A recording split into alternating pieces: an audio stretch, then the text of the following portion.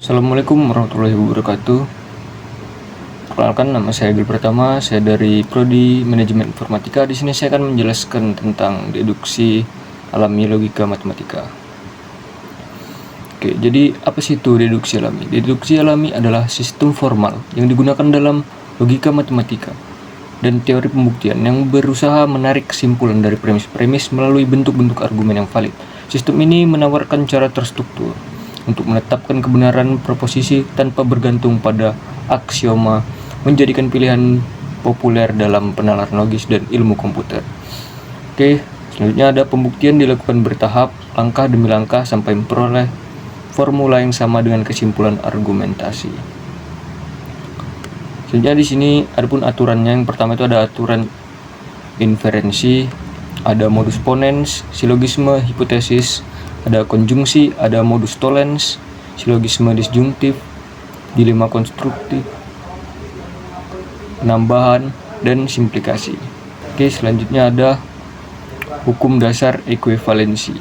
Oke, yang pertama itu ada hukum identitas, ada hukum tautologi dan kontradiksi, ada hukum idempoten, ada hukum double negasi, hukum distributif, hukum De Morgan, dan ada hukum absorption.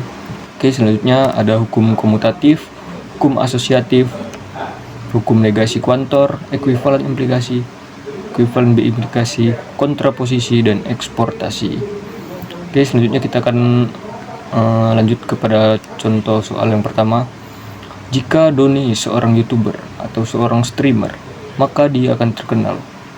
Premis kedua, Doni tidak terkenal. Jadi kesimpulannya Doni tidak seorang YouTuber atau tidak seorang streamer. Oke, buktikanlah bahwa pernyataan ini benar. Oke, jadi pertama-tama kita akan mengubah pernyataan menjadi ekspresi logika, yang mana premis pertama yaitu P disjungsi Q implikasi R, dan premis kedua yaitu negasi R, dan kesimpulannya itu negasi P konjungsi negasi Q. Oke, jadi penyelesaiannya yang pertama itu di premis pertama itu P disjungsi Q implikasi R. Itu kan ekuivalensi logis dengan negasi P disjungsi Q dan disjungsi R. Dan aturan ini merupakan aturan ekuivalensi implikasi. Oke, selanjutnya dari negasi P disjungsi Q disjungsi R. Ini kan ekuivalensi logis dengan R disjungsi negasi P disjungsi Q. Dan ini merupakan aturan dari hukum komutatif. Oke, selanjutnya kita ambil premis keduanya itu negasi R, yang mana di sini R disjungsi negasi P disjungsi Q dan negasi R ini kan membentuk hukum atau aturan silogisme disjungtif, yang mana rumusnya itu jika P disjungsi dengan Q dan premis keduanya itu negasi P, maka kita dapat mengambil kesimpulannya. Jadi kesimpulannya itu Q ya, karena di sini P-nya itu sebagai R dan Q-nya itu sebagai negasi P disjungsi Q, maka kita ambil kesimpulannya itu negasi P disjungsi Q. Nah, ini kan merupakan aturan dari silogisme disjungtif. Oke, selanjutnya negasi P disjungsi Q. Ini kan ekuivalen logis dengan negasi P konjungsi negasi Q. Yang mana ini merupakan hukum dari De Morgan atau aturan dari hukum De Morgan. Jadi terbukti ya bahwa pernyataan tersebut benar atau valid. Oke, kita lanjut ke contoh yang kedua. Oke, jika hari ini Tono tidak sibuk, maka ia liburan ke luar negeri. Jika Tono liburan ke luar negeri, maka Tono punya uang dan punya waktu. Tono tidak punya uang. Kesimpulan, hari ini Tono sibuk. Buktikanlah bahwa pernyataan ini benar. Oke, seperti cara yang pertama, kita mengubah pernyataan menjadi ekspresi logika, mana premis pertama yaitu negasi P implikasi Q, dan premis kedua Q implikasi R konjungsi S, dan premis ketiga itu negasi R, dan kesimpulannya itu P ya, variabel P. Jadi penyelesaian yang pertama itu premis pertama negasi P implikasi Q,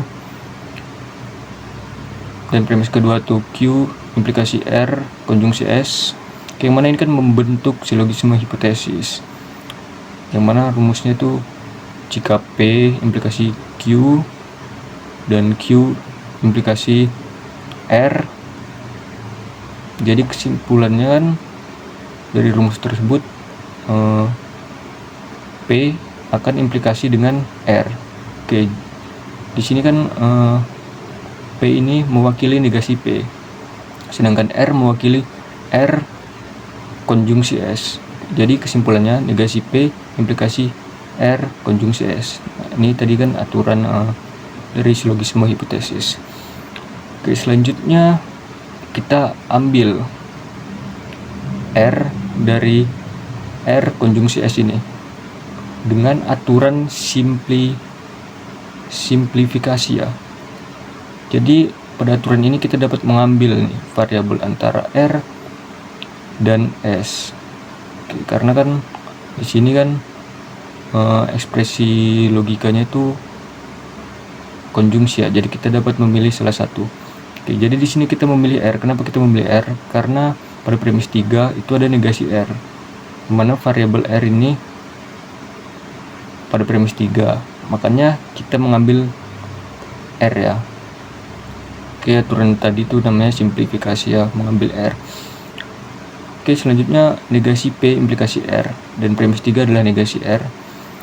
Jadi ini kan membentuk lagi aturan silogisme disjungtif. Oke, yang mana di rumusnya itu jika P implikasi dengan Q dan premis keduanya itu negasi Q, maka kesimpulannya itu negasi P ya.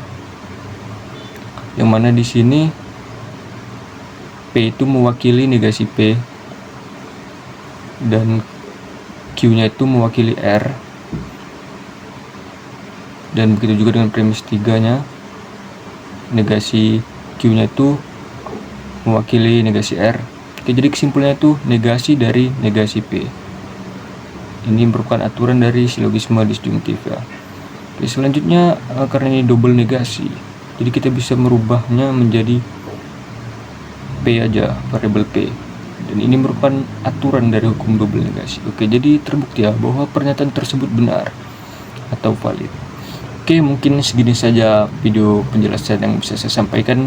Jika ada kekurangan atau kesalahan atau ketidakjelasan, saya mohon maaf.